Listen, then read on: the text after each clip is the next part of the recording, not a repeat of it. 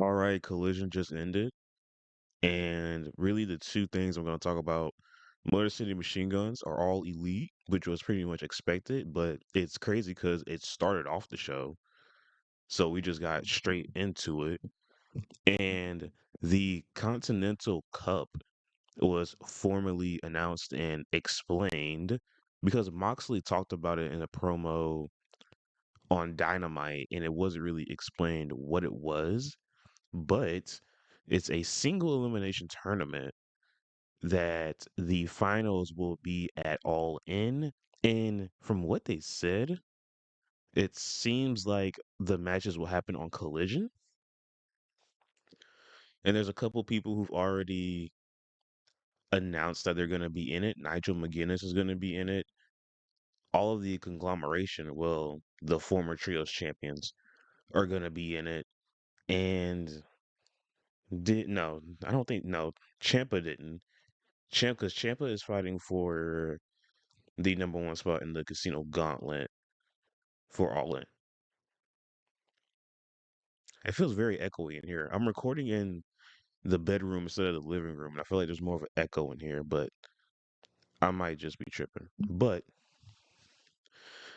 yeah, so we'll circle back to the Motor City Machine Guns. They're all elite. They came out, opened the show, you know, and this Detroit crowd, obviously the crowd, there wasn't as many people on Collision as there was the night before. Because I don't think there was anybody on like the upper level. I think everybody was just on the first level. But I swear, it seemed like they chanted uh Motor City for like 5 minutes. In reality, it's probably like more than like 1 or 2 minutes, but like it was constant. Like it seemed like it would never end. And I'm glad they're here. I think this will fit them. They'll be able to do a little bit more, I think. And I think overall in AEW, I feel like any wrestler that's like a real wrestler, maybe not say real wrestler, because a wrestler can encompass very various different things, but you just have more freedom to do stuff in matches. And regardless of the bloated roster, if you get your spare match here and there on Dynamite or Collision, you'll probably be able to ball out and do basically whatever the fuck you want to in that match to, show to the crowd like what kind of wrestler you are versus in other companies or the other company where you might be restricted a bit. So, yeah. Now the Continental Cup, I'm honestly really excited for it because if it's mainly a collision thing, I'm all for it because it gives people a reason to tune into collision. And I also am just interested in what it would take to get collision more viewership and to make it a more necessary bleh, can I fucking talk? Make it a more necessary show to watch. Now we have been having more like story bits on it, but I feel like there's nothing super huge outside of the Will Death Rider stuff, like the first thing that happened. I forget what exactly it was. I think it was like the first inkling of like Will deciding to train with them because on Dynamite, because I think on Collision, Will made the decision, or the decision was kind of like floated out there that he was accepting their training, and then on Dynamite, he was training with them, and then everybody's like, when did we establish this? And it's like it happened on Collision, and then a bunch of people complained that it happened on Collision. It's like God forbid that we try to make the second show worth watching or try to make it have some sort of importance.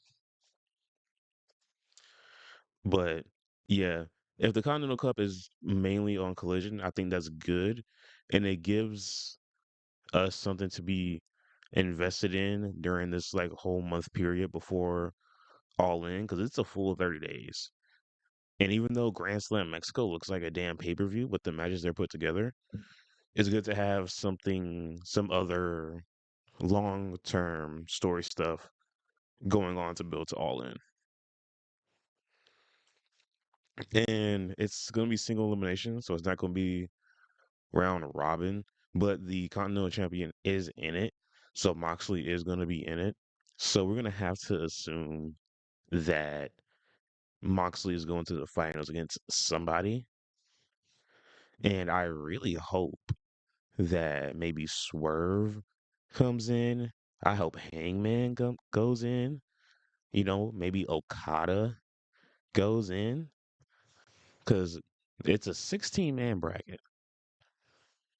And there's, I think, with the three conglomeration people, Nigel and Moxley, that's five.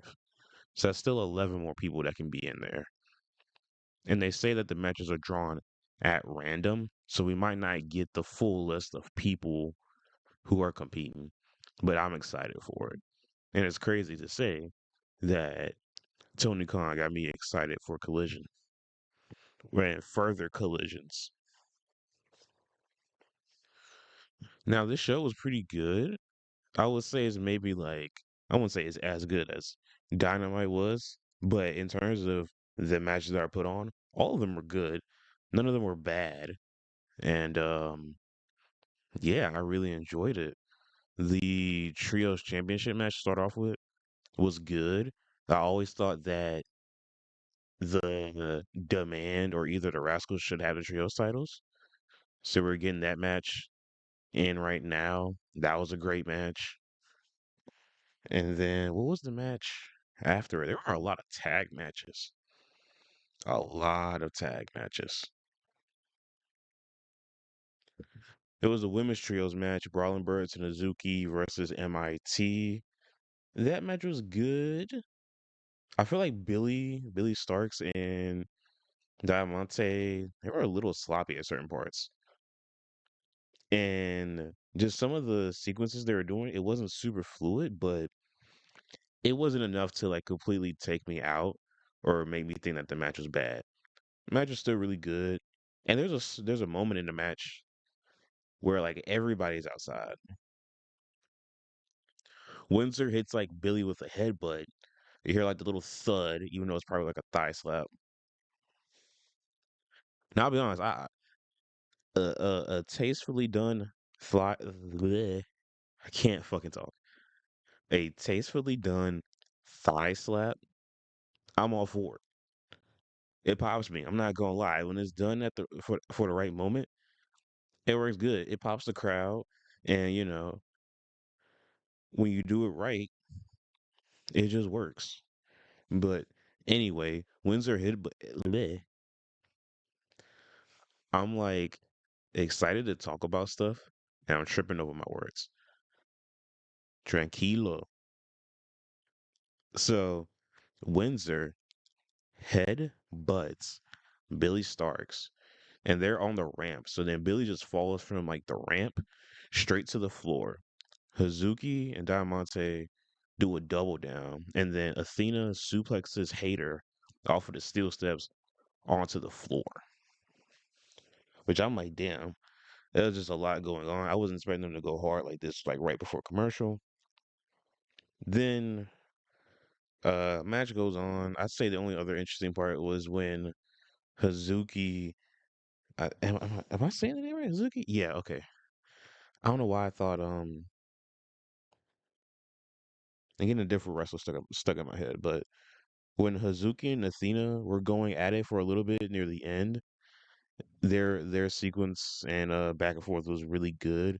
And I wonder if they're like kind of building towards Hazuki and Athena for the women's ROH title. I'd be down to watch that. Now, I don't know if I buy the ROH pay per view. I think what's the big one? Is it Death Before Dishonor or is it Final Battle? I think it's Final Battle or Super Card of Honor. It's gonna take a lot for me to buy it, depending on how the card looks. But then again, very enjoyable match. And the other thing that I will say is, yeah, like I said, all the matches are good. One thing I want to say is that with the Death Riders entrance slash like Moxley entrance being like one of my favorites, just for like aura purposes, aura aura purposes. The Bang Bang Gang's entrance is also hard as fuck. And I feel like it's another thing where, like, in principle, it's very simple. Lights out, music hits, spotlight, camera goes around all the guys in the group. It's just hard. And then Austin, is it Austin that does it? I think, well, Colton does it too. I can't, I don't know which one is one because they haven't wrestled in a while. But they do like the water spitting in the air when the lights come on. They do like the little gun shooting. That's hard. Then the circle around everybody. It's just hard. And the music is great too. Like when it hits and then like the light spotlight comes on, it's just like it's just the little things that just make it hard. And also before Ace Austin was in it and before Jay White was in it, when it was only like Juice and I forget when I first saw the entrance, I was like, oh, this is cool.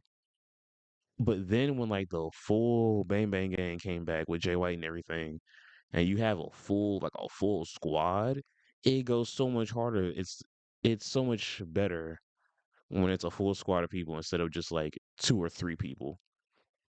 Like I like because once all of them were together and they did that first entrance with everybody together, I was like, okay, yeah, this feels right. This feels like what it was supposed to be. And that match was good. Because Bang Bang Gang faced Death Riders, and Bang Bang Gang won. And actually, this is important too, because afterwards the Death Riders jumped them because they're sore losers, and then the dogs come out. They also start jumping Bang Bang Gang, and then the Motor City Machine Guns come out to help them. So we're obviously leaning towards Motor City Machine Guns going against the dogs and whatever fucking combination of the Death Riders. And I'm all for that. Them versus the dogs, I'm with. Them versus the CB and A team of the Death Riders, I'm all for. And I guess the C team is obviously it would be Garcia and Yuta. B team would be Claudio and Pac. And then A team is honestly I'm trying to think what's the best A team. Because it's really just who pairs best with Mox. But I don't know. Because granted, outside of Moxley, like everybody else loses a lot, which isn't inherently bad because I feel like in such a big group of heels, like you need to be able to have people that can lose. And pretty much everybody loses. Like Marina loses almost all the matches that she's in, and I need Marina in matches, and I need her to win. Does that Marina squash people? Like, can we get that? Like, we got what, like two or three squash matches on this collision? Like, can we just feed Marina people? You know? But then again, I don't feel like it's super needed for her character. But like, I would just like to see her wrestle more. Maybe have to go and like watch her on like some independent dates if she's still the. I wonder if she's still the Defy Women's Champion. I don't know. I need to see where she's wrestling at. But yeah, I enjoyed Collision. Motor City's All Elite. Continental Cup seems pretty cool. And yeah, good stuff. I really prefer AEW programming right now. I prefer it a lot. But we'll see how SummerSlam is. We're gonna do a SmackDown review tomorrow. And then oh yeah, I gotta do my predictions tomorrow as well. And then we'll do reactions to both nights of SummerSlam and see how it is. So I'll see y'all then.